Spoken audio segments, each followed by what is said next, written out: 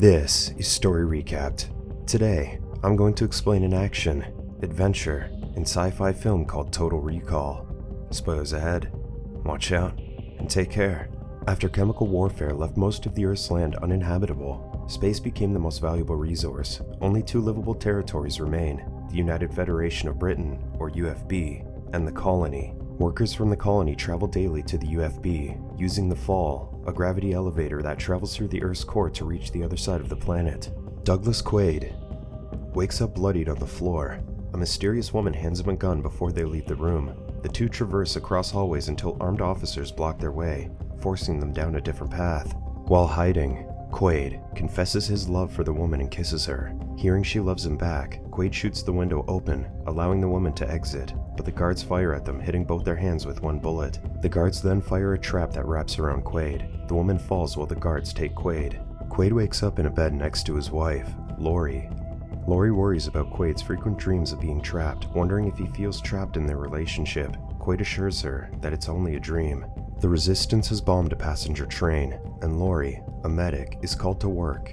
The news blames the attacks on the Resistance, led by Matthias. Matthias believes that the UFB exploits the colony workers, with the Fall serving as a symbol of their enslavement. Chancellor Cohagen views Matthias's acts as simply a ploy to instigate conflict. 6 weeks prior, another bombing occurred and investigations tied it to Karl Hauser, a former UFB intelligence officer who is now believed to be Matthias's right-hand man. While heading to work, Quaid spots an advertisement for Recall, a service that turns fantasies into memories.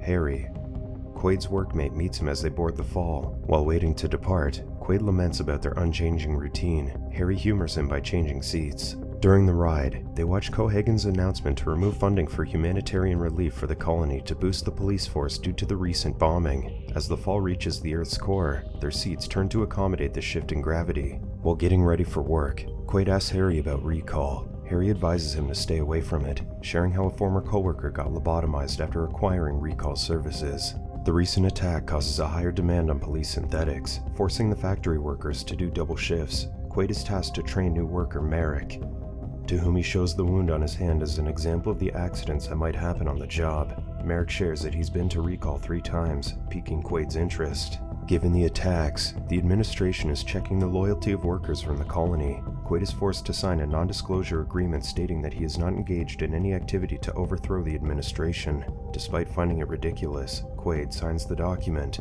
At home, he finds Lori already asleep, so he goes to the bar with Harry. Quaid confesses that he's longing to do something more important. Harry accuses Quaid of thinking about other women, which results in these thoughts, but Quaid denies it. After their drinking session, Quaid heads to Recall. There, he meets Mac, a Recall technician. Mac explains how Recall activates the brain's chemistry to implant memories as if they were real. Mac tempts him to entertain any fantasy, and Quaid chooses a secret agent fantasy. Mac ups the ante by suggesting that he's a double agent. While loading Quaid into the Recall machine, Mac stresses that none of the fantasy's elements must be true, as it would confuse the brain between fantasy and reality.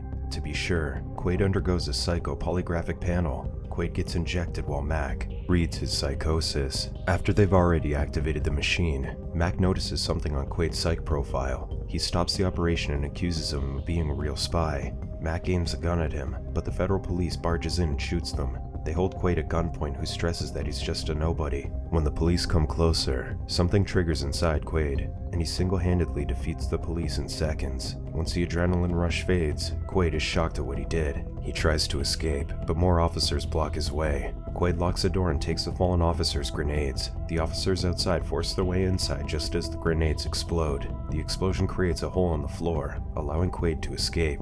At home, Lori talks to someone on the phone just as Quaid returns. Upon seeing the news that accuses the Resistance of the attack at Recall, Quaid confesses to Lori that he killed the officers. Lori tries to convince him that Recall messed with his mind. Lori hugs Quaid, but she hugs him too tight, sparking a battle. Lori grabs a gun from a medical bag and Quaid hides behind a wall. Lori drops her facade and speaks with her British accent. Quaid distracts her, allowing him to steal the gun from her hands and hold her at gunpoint. Lori reveals that she's a UFB intelligence agent assigned to play his wife, though Quaid remembers being with her for 7 years. They only met 6 weeks ago. There was never a Douglas Quaid, and Lori doesn't know his true identity. With Quaid distracted, Lori swats the gun from his hand. Lori grabs the gun and Quaid escapes through the glass window. The two jump from building to building under the rain. Quaid crashes into an apartment while Lori shoots him through the sunroof. Quaid sees a synthetic officer on the streets but descends anyway to escape Lori. He defeats the synthetic officer and runs.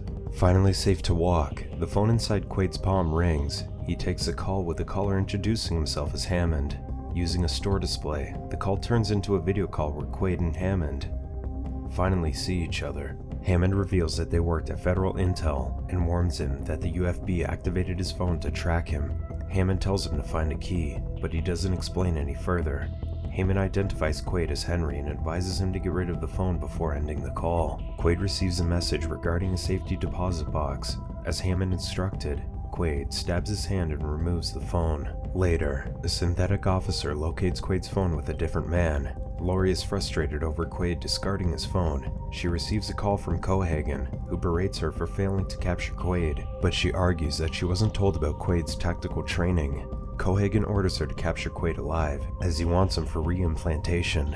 Hearing this, Lori demands to know who Quaid is. She takes the call privately where Cohagen reveals who Quaid is. After the call, Lori orders her men to kill Quaid, despite Cohagen's instructions. Meanwhile, Quaid heads to the bank to check on his safety deposit box. Inside, he finds numerous passports, one of which is from a different man named Hammond, while another is from a man named Henry Reed. He also retrieves cash, a small flashlight-like device, and a collar-like device. He activates a video recording from the box and sees himself on the recording. In the video, Quaid details how his face was reconstructed. Quaid instructs himself to head to his apartment, where he'll find the key. The video ends with Quaid getting captured. The next day, a man is stopped at the terminal. While the guard questions him, the man's face shifts until finally, the device shuts off, revealing Quaid's face. Quaid defeats the guard and removes the face-changing device. Lori arrives and retrieves the device that Quaid left behind. Quaid jumps onto a flying car and accidentally gets stuck in the middle of a busy highway.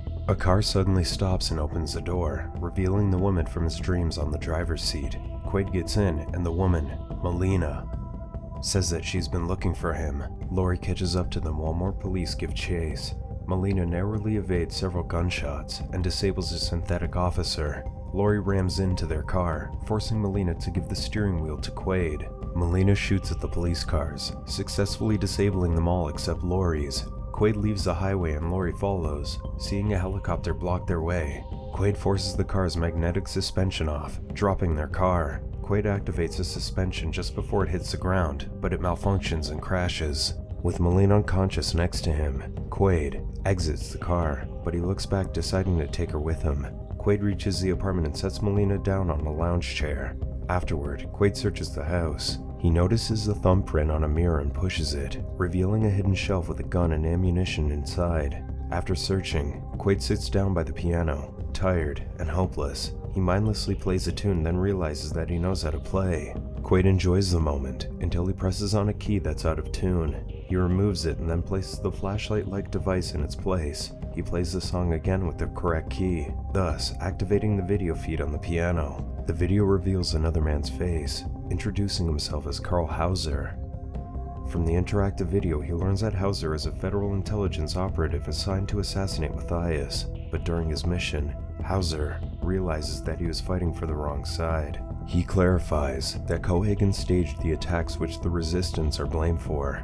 This is to justify the immense production of synthetic officers to build Cohagen's army to invade the colony. Hauser instructs Quaid to shut down the synthetic officers by activating the kill code. Quaid is Hauser, and he created a safe inside his brain so he wouldn't forget the kill code, even if Cohagen erased his memory. After the video ends, Melina wakes up and confirms that it's true. Upon hearing her call him Hauser, Quaid gets agitated, stressing that he's Douglas Quaid. Melina, however, contradicts his memories. His dream of her is a memory of their escape attempt. She proves this by showing the same scar on her hand. They were wounded during their escape when a bullet went through both of their hands. Lights alert them that the police are coming. The two escape through the fire exit, but the building is already surrounded. To Quaid's surprise, Harry approaches him. Harry explains that he was sent into Quaid's mind, revealing that he's still in recall. Melina asserts that Harry is lying. Harry recounts how he found him unresponsive at recall, so there's no way to convince him to wake up. Melina argues that it's just a ploy to return him to Cohagen, but Harry finds ways to poke holes into Melina's arguments, slowly convincing Quaid. Quaid suddenly notices Laurie amongst the crowd outside, crying and pleading with the officers. Harry tells Quaid that Laurie left work to see him at recall, but Quaid remembers that Laurie wasn't working when he went to recall. Seeing Quaid's doubts, Harry steals the gun from Melina but gives it back to her to convince Quaid again. Quaid is seemingly convinced until Harry instructs him to shoot Melina to wake up, claiming that she's the epicenter of his fantasy. Fearing that Quaid will get caught again, Melina aims her gun at him but is unable to shoot. Harry insists on Quaid to shoot Melina, but instead, he shoots Harry. This initiates a shootout between them and the police, with Laurie dropping her act and grabbing her weapon. After escaping on an elevator, Quaid angrily mourns for Harry. They get off the elevator but are blocked by Laurie, who knows he is Hauser, revealing that Cohagen wants him back. Laurie accuses him of being a traitor, thus her decision to kill him. Angered, Melina shoots at Laurie, but Laurie uses the synthetic officers to shield herself. Out of bullets, Quaid forces the elevator doors open to escape. The two dodge elevators and bullets, then force their way inside an elevator when they're cornered. The elevator opens, and Laurie fires, killing the civilians inside. Quaid forces the elevator down, but Laurie and a synthetic officer jump in, resulting in a firefight between the four. Quaid forces the synthetic off the elevator, but Laurie activates a bomb before jumping off. The two jump off the elevator before it explodes. On the streets, the two mix with the civilians to dodge the officers. The news announces that the colony's governor is funding the resistance. Cohagen uses this to justify mobilizing his army to the colony. Melina takes Quaid into a subway station where she identifies Quaid as Hauser to her comrades. Quaid is still uncertain but accepts their invitation to meet with Matthias, who's Melina's father. They head to the No Zone, a place ridden with toxic pollution where the resistance has been hiding. Wearing gas masks, they head to a sealed location where they can breathe safely. Upon meeting Matthias, Quaid admits that he wants to remember who he is, but Matthias argues that his past is unimportant. What counts is what his heart tells him. To retrieve the kill code from Quaid's mind, they use a device similar to Recall to watch his memories. While trying to decipher the code, the device malfunctions and reveals a video feed from Cohagen. Realizing that it's a trap, Melina pulls Quaid out of the device, but it's too late. Synthetics barge in and shoot people on sight. Quaid fights back, but they get cornered by more officers, including Laurie and Cohagen. Cohagen reveals that the kill code was a fake created to bait Matthias. Cohagen shoots Matthias and he dies in Melina's arms. Enraged, Melina moves to attack Cohagen, but Laurie knocks her down. Cohagen thanks Quaid, revealing that Cohagen planned Quaid's relationship with Melina to lead him to Matthias. He claims that it was Quaid's idea to wipe his memories to trick Melina into rescuing him, and for Matthias to trust him. Cohagen has Quaid strapped back to the device to reinstall Hauser's real memories as part of their so-called deal. Cohagen and Laurie leave for the invasion, leaving a few guards to handle Quaid. One of the guards is Hammond in disguise, who cuts through one of Quaid's straps. This allows Quaid to shoot the rest of the guards, but Hammond gets killed in the process. Colony citizens watch in horror as news reports of the synthetic army being mobilized into their land to uproot the resistance. The synthetics are loaded into the fall along with Melina. Quaid uses the guard's helicopter to return to the UFB. He lands into the fall's loading deck and equips himself with weapons and grenades. Quaid sneaks inside, installing time bombs around the fall until he finds and rescues Melina. He assures her that Cohagen was lying and that he loves her. The two share a kiss before escaping. After exiting, they're cornered by guards. Quaid checks the gravity shift time, so he's ready when it happens, allowing him to defeat the guards. He and Melina enter a passenger bay where the inactive synthetics are. Gravity finally activates, dropping everyone to the floor, and Laurie sees the two climbing up, but Cohagen orders her to stand down. On top of the ship, Quaid learns that they have 4 minutes left before the explosives activate. Cohagen and his officer shoot at them, knocking them both down. A synthetic forces Quaid on his knees just as the fall finally arrives at the colony. Residents panic as a citywide evacuation is announced. Laurie leads the reactivated synthetics for the invasion while Melina finds a path under the aircraft deck. Quaid attacks Cohagen, who aims a gun at him. A blinding light stops Cohagen from shooting as the helicopter emerges into the aircraft deck with Melina inside. She shoots at the guards while Quaid fights the synthetic, who effortlessly knocks him down. As the synthetic corners him, Quaid removes its outer panel and deactivates its system. Quaid goes to Melina's aid, but Cohagen slices him from behind. Weakened, Quaid is apprehended and Melina runs out of ammo. The explosives finally erupt, destroying most of Cohagen's synthetics. Lori barely gets out of the way as a bomb activates near her. Quaid fights off Cohagen, narrowly avoiding his knife.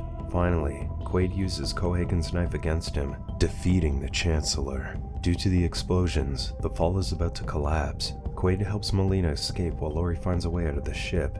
The fall collapses and explodes just as they jump out. Melina checks on Quaid, but he doesn't wake up. Hours later, Quaid wakes up in an ambulance with Melina by his side. She holds his hand, but he notices that her wound is gone. Quaid attacks her, revealing that it's Lori wearing the collar device. The two fight inside until Quaid shoots her in the stomach.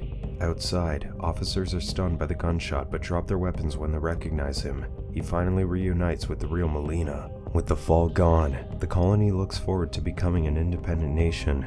Quaid checks on his arm where he was injected with the serum from Recall and finds the mark gone. He glances at Recall's advertisements and tells Melina that he's fine, despite his worries. Subscribe to watch more videos like this. Turn on notifications. And leave a like, it really helps the channel out. Thank you for watching.